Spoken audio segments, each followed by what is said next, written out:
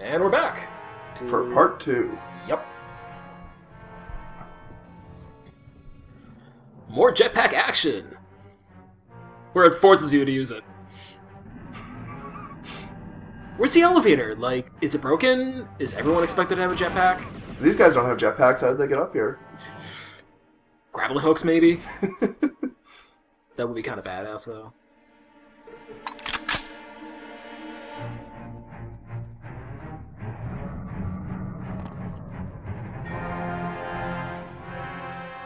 This is what I was talking about in part 1, where it actually, like,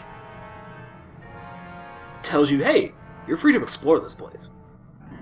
Because otherwise you'd never find this. You can't keep going down, you'll just die. Which is a really dumb idea. Don't do it.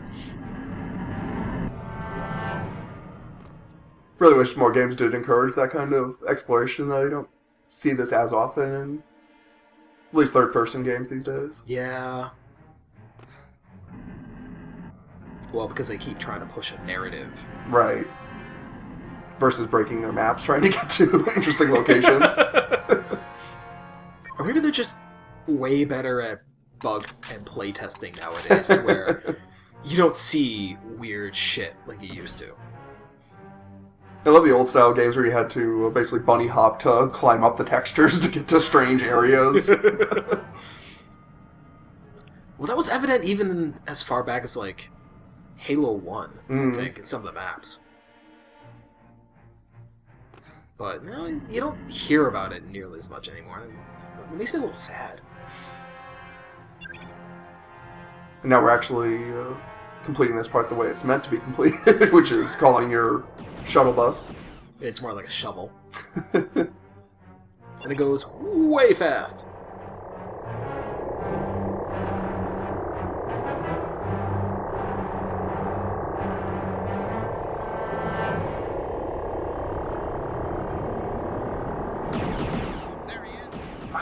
So close. Thought you had him there. No, all your shots go right through it. It's basically empty pixels.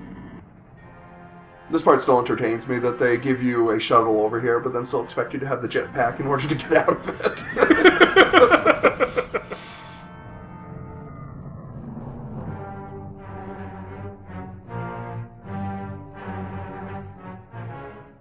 Another very exploration-y based challenge point. Yeah. This one's a little tricky because you could run out of jetpack fuel very quickly if you don't baby it. There's a bit of give with how you use the jetpack, where you'll descend very slowly. Yeah, as you can notice up in the animation, whenever the blue flames are firing is when he's actually adding power to it versus its natural hover state. Yeah, which is a neat little touch. I like that.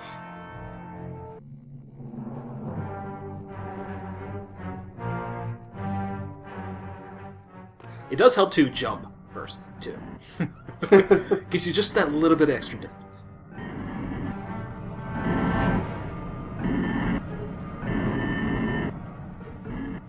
It's also a really easy challenge point to miss, now that I think about it. Especially with the draw distance. Yeah.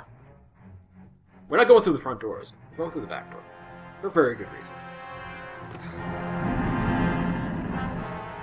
Well, actually, there's no good reason. I just felt like it. You skip a cutscene for what is going to be a mini-boss. And one everyone should remember. Yep. We've seen this thing before. It's the same exact pattern, the same exact monotony. It still takes like 5 fucking minutes to beat it. So we're just gonna skip that entirely.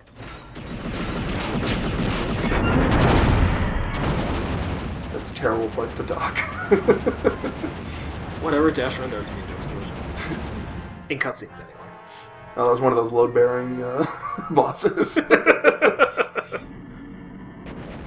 It's pretty small load-bearing, then. Well, he got me fair and square. I better open this panel up before I completely self-destruct.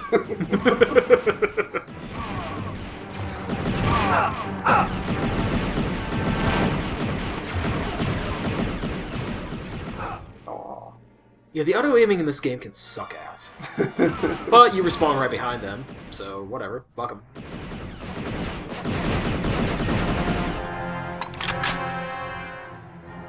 There's a fair amount of power-ups and little bonuses in this area. I mean, you can skip this entirely and just go away. For lack of a better term.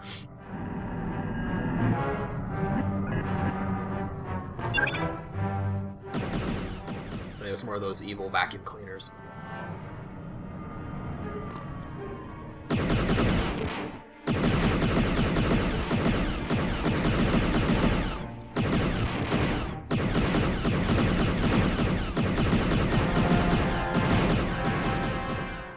Dash basically has 2010 vision at this point to be able to pick these guys out.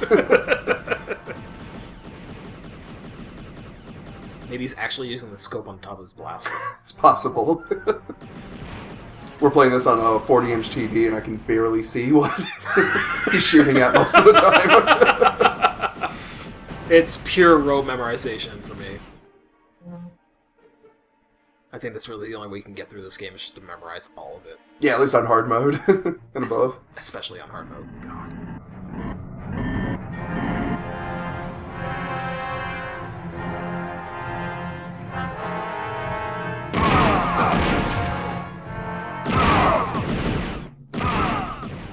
The irony here is there's a full health pickup that you will need to go get the full health pickup.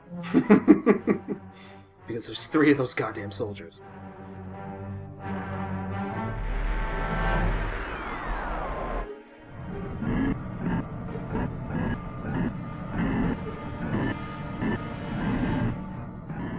I forgot to switch.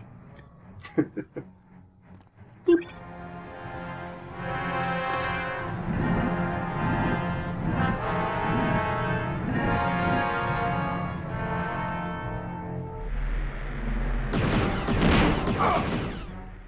I hate those things.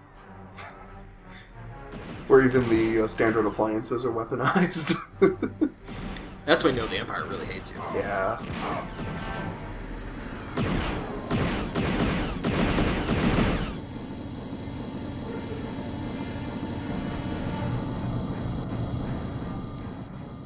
The fans do damage you. It's usually easier to just go underneath them. Try and do it from the top. Just, I don't know, the timing's weird. Speaking of weird timing, this nonsense. Yep. You have to go down through 3 blades.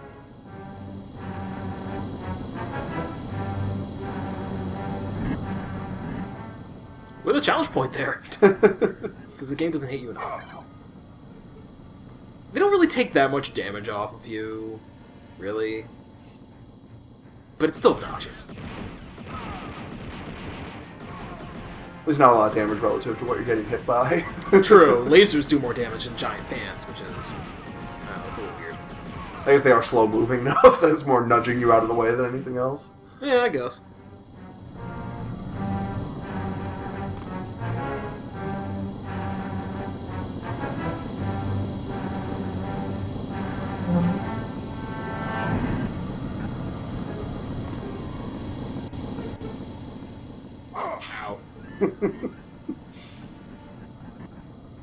Ow. Ow. Ow. Okay, so they actually can do a fair amount of damage. Well, if you get hit by 5 times. This part's worse, though. This... Oh, God. All these droids here that have eagle vision.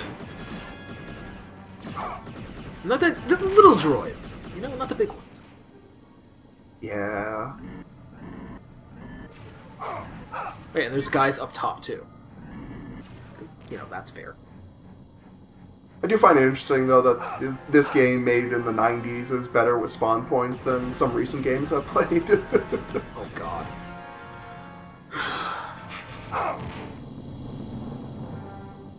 That's because this game does have a certain legitimate difficulty to it.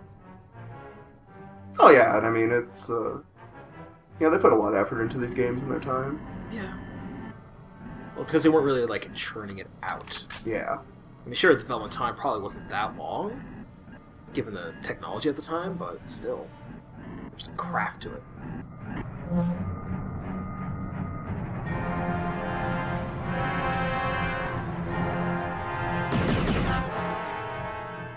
A well-known fact that firing your lasers makes the jetpack charge faster.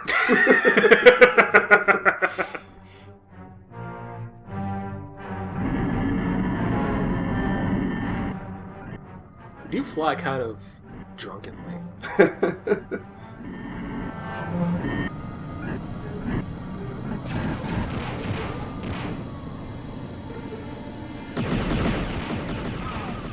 That's probably a very good reason why we don't have jetpacks in real life.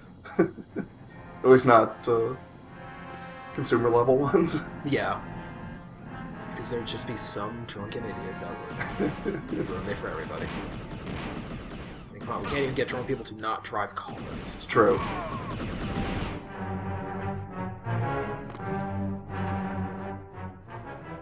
I just wanted to be sure they were all dead. Checking for pulse.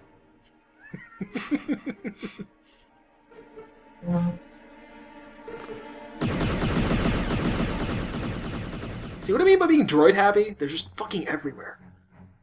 Ugh. But, just like the previous level though, you can avoid them by ducking. But you want to duck just after getting power up in just a second. Well, not a power up, challenge point. See? Something about ducking in this game just completely throws their AI off. I don't get it. Yoink. Yeah, it's definitely one of the few games that, or these types of games at least, where ducking actually comes in handy. Yeah.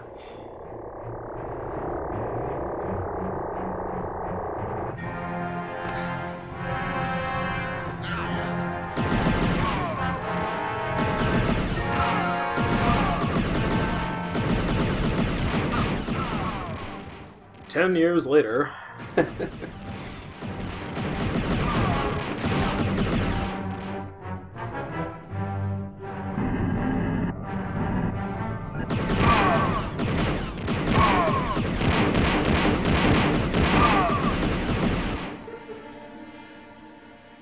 Unfortunately, aiming is about as bad flying as it is walking, so you can't be some sort of, like, floating angel of death.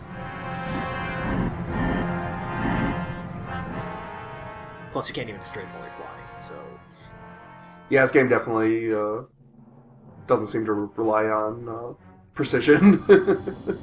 Well, it wants you to be precise, but it doesn't let you be precise. Yeah, they don't give you any means to really do it. Yeah, like no crosshair, the auto-locking is abysmal.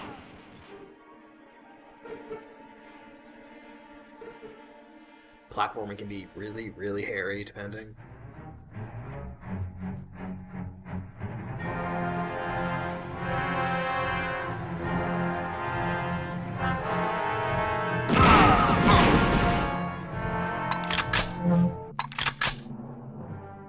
So where's the cockpit and the lander, anyway? I mean, if that's the only way to enter, how do you fly the fucking thing? It's all automated. Close the door, and he just screams at the wall until it takes off. At least that's one of the few health and ammo placements that actually make some logical sense in the game. I mean, that's true. Yeah, clearly a transport. Also carry some of the supplies on top of it. Well, that makes sense. You never know. They were kind of short on room, so... Speaking of short, this place is pretty cramped for a challenge point.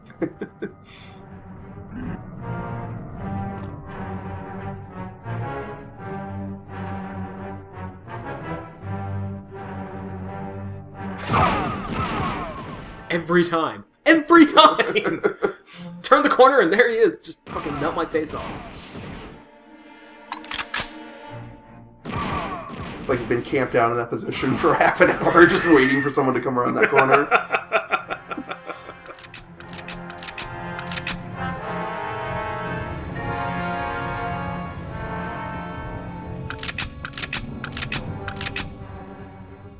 Wait for it. Boss time. One of the very few movie characters that you actually meet and fight in the game. Boba Fett. He starts off by hitting you in the face with a seeker missile. But we're going to ignore him for right now. Yeah. Oh, by the way, seeker missiles don't work on him. Because that's fair. You can float down here, and there's power-ups and two challenge points. One is right here on the ground, as you can see. And if you spend time walking up this cliff road here. And here's the other challenge point, which is cleverly hidden right below here. Just float on down. It's not enough you have to know this is here, then you have to kind of go over to the little niche in the wall there. There's also an extra life down there. And this is where you fight Boba Fett. Sometimes he can be an absolute pain in the ass, and then other times you can stun lock him with the laser. It's really up in the air on how that works. For the most part, he just flies around, jumping all over the place, pausing to shoot lasers or pulse rifle or that. Mostly he'll just shoot you with a laser or try to use the flamethrower on you if he gets too close. We're speeding this up because it literally took 5 goddamn minutes. Because for whatever reason on this one he was playing the defensive route. Yeah. Normally he's pretty aggressive and will be up in your face. And then you can stun lock him in midair and never get shot. Not so much the case here. Probably the best weapon to use against him is the flamethrower because it does so much damage, but... You still have to find him. Yeah. And sometimes he'll just stand on one of these platforms and not do anything until you get close. There's plenty of power-ups, free life, that sort of thing, just all around the place. It should be a thrilling fight, but it isn't. Which just leads more credits to how much I don't like Boba Fett as a character. They blow up on how badass he is, but in the movies he does what, exactly? Oh god, I can hear our subscriber count dropping. We don't have that many to begin with. Well, I'm sure they're very angrily writing something on Wikipedia about it now. These 2 jackasses on YouTube said something bad about Boba Fett, so I unsubscribed.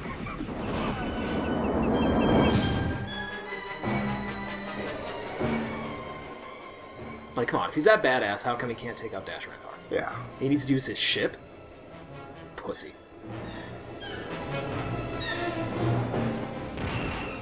If you've played the ATST before, it's pretty much the exact same thing. But not quite as monotonous, at least. Like, this one seems to go down faster. For the most part, yeah. Because it takes a while for it to kind of turn around. You can actually pause long enough to, like, unload seeker missiles right up its butt. But it's pretty much the exact same thing. It will actually go up and down and follow you in that regard, but just stay on the ground and circle strafe, and that's it. It's interesting that the game itself, it seems like they took a lot of time to build the levels, but then the boss fights are all just kind of the exact same trick. You know, some AI that you just have to strafe around as best you can. And yeah, they really kind of phoned those in. Yeah, there's no interesting gimmick to them. No.